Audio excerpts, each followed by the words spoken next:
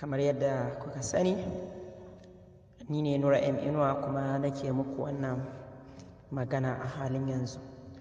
Hakikanin gaskiya ba abin da zan ce da ku face in yi godiya da fatan alkhairi.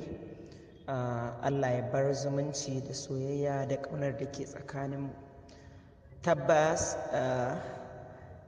kun burge ni kuma kun bani mamaki, musamman na irin yadda kuke min bin kwakwaf kenan zan ce.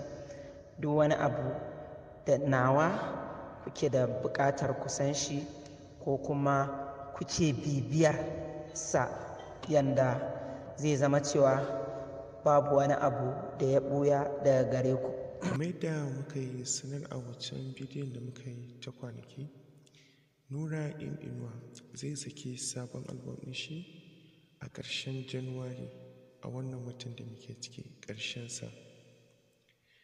Saboda mutane da dama suna ta so su samu amsar tambayar nan, to wayanda ba su gane abin da muke nufi ba, muna nufin Nura Inuwa zai saki album ɗin shi insha Allah a ƙarshen wannan wata na Januwari. Muna roƙo da fatan Allah ya sa hakan ya kasance.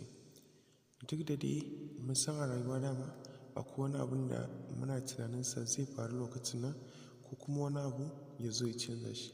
To amma dai muna roƙon Allah ya sa ya kasance a ƙarshen wannan wata Nura Inuwa ya saki sabon album ɗin shi a Januwari ɗin nan insha Allah, a cikin wannan sabuwar shekara ta 2021. Muna godiya sosai masoya ma'abota bibiyar Nura Inuwa. Allah ya saka da alkhairi, Allah ya bar mu tare. Mun gode. Sauti da Karikin Abdallah lokaci.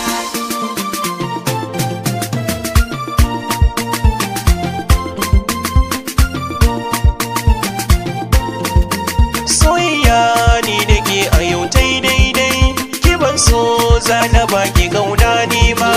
Soyayya ni da kai a yau daidai, ka ban so zana baka gauna ni ma. Fahimtar abin da zuciya ta fi gauna yana bangijin da ke na ba sirrina.